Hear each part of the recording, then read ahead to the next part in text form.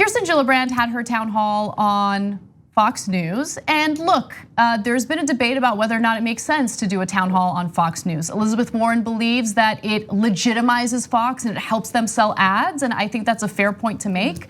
Whereas others think it's important to go on this platform and try to convince Republican voters to support them, which is not gonna happen. But anyway, so during this town hall, Chris Wallace is hosting.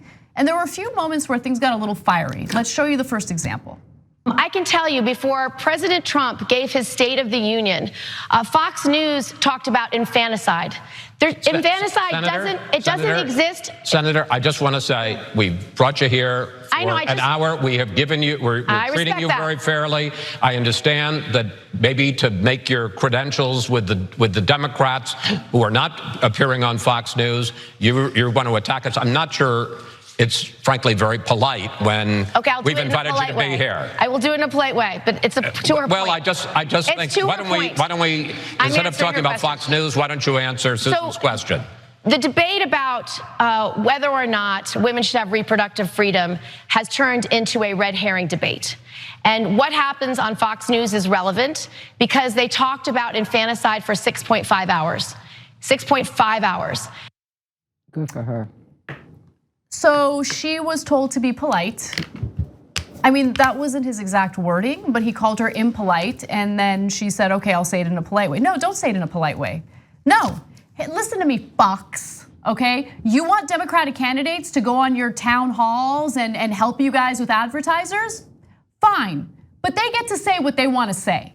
You don't like it, Chris Wallace? I mean, do you remember, I don't know if you guys remember, Candy Crowley, her entire career on CNN was destroyed because she fact-checked, by the way, correctly fact-checked candidates during a debate, right? This was years ago. I don't even remember which candidates were involved. I don't even remember exactly what happened, but I do remember that she in my opinion, like meekly fact-checked, and then that was it. Like she's gone, she's not on CNN, obviously.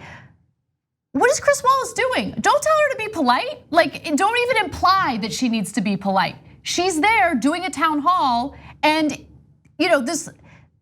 Anyway, it makes me so irritated because it is not your place to interrupt her and tell her what she can and can't say as a candidate agreeing to do a town hall on your network. Yep, nope, kind of reminds me of this past week when the gentleman ran on stage while Harris was there trying to speak. It's that continued narrative we see of men stepping up and stepping in a way to try to discredit a woman or try to push her in a direction as opposed to letting her have her own autonomy and use her own voice. And also the whole be polite narrative. It's in that same framework of just smile more. Totally. And it's like, do you want her to spout propaganda or to share facts? Because the focus shouldn't have been on whether she was polite or not, but whether she was spouting truth. And it sounded like that's exactly what she was doing. And just because Wallace was not content with that doesn't mean he should have opened his damn mouth. Like the point of this town hall is not to hear about how what this candidate is saying is hurting Chris Wallace's feelings or conservatives' feelings. The point of the town hall is for the candidate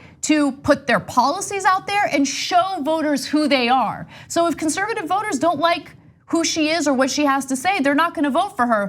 We're done with it, right? But you don't get to decide what she can say and what she can't say. She's agreed to do this town hall. You guys have been crying like little children over the Democrats who don't wanna do their town halls on your network. And now you have the audacity to tell a woman who's running for president to be polite. The other thing is that the continuous interruption, like it was, they didn't do that to Bernie. No, because Bernie didn't have it, and people call Bernie rude, but Bernie is not rude. Bernie is just standing his ground, And that if she would have been in any way, she would have popped off in any way, then it would have been, oh, she is a angry woman, or there's no way to win in that situation. So you just gotta ride hard. You just cannot. And good for her that she kept going and she didn't let him. But the network that has Laura Ingraham is telling people to be polite, shut up and dribble. Are you kidding me? Exactly. Elizabeth Warren was wise for not going on that network because there's just nothing that you can say to truly communicate without being shut down or trying to be shut down or intimidated in some way when you're trying to, share the facts and the truth. I don't know, Adrienne. Like Meghan McCain is thinking that it's not a good idea because you're alienating like an entire group of people by not going on a network. Do not politicize your father. So anyway, now I'm being catty. But let's go to the second video because it went on. So what I mean by our future is female is that we want more women's voices heard. I was so inspired by the 2018 election. Those 120 women who ran in the red and purple places across the country broke through. Our first 2 Muslim American women, our first 2 Native American women, young women, diverse women. And so we want women to have a seat at the table. What about men? They're already there. Do you not know?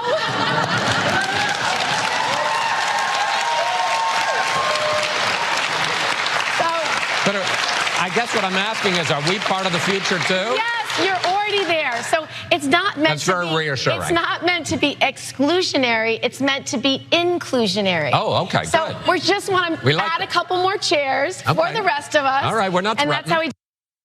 Yeah, right. No, you sound pretty threatened. Yeah. What about men? What's going to happen to us? All lives matter. You've been at the table. Like you guys have made all the bulk of the decisions. You represent the majority of representatives and senators in Congress. Like, what are you talking?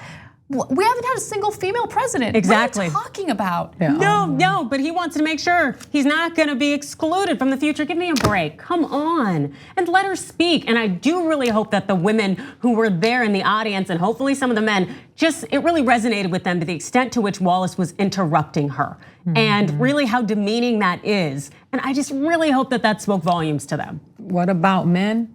I'll tell you. Look at all of the social ills of the world, and they're usually connected to men. How about we open the doors for women and let them bring their compassion and humanity and probably resolve a lot of these issues? And I dare to say that. I didn't know, I thought Nikki Haley was Native American, but I know that women are not innately evil like some of these men. So I'm saying that here today. I'm going out on a limb. As the comedian that I am, you say, what about men? Look at the world. What about men? Yeah. And something that I actually really like, Georgetown University, a political scientist there, went and did a research study and found that women legislatures, that they sponsor more bills, pass more laws, get more money for their districts, they work harder. Maybe because we women have been forced to work twice as hard to get opportunities, but women actually work harder for you as leaders. So what about men? And we're not emotionally constipated, or threatened. And that's a big problem.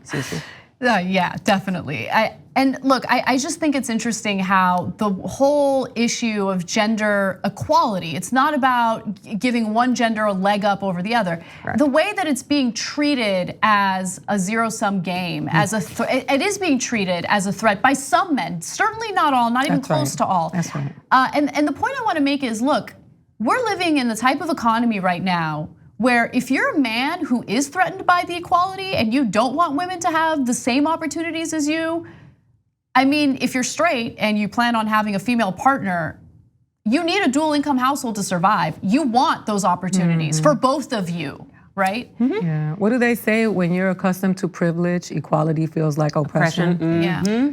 So that's what you were seeing there with little Chris, as his little feet were dangling on the chair. Yeah. The TYT Plus app is now available on iOS and Android.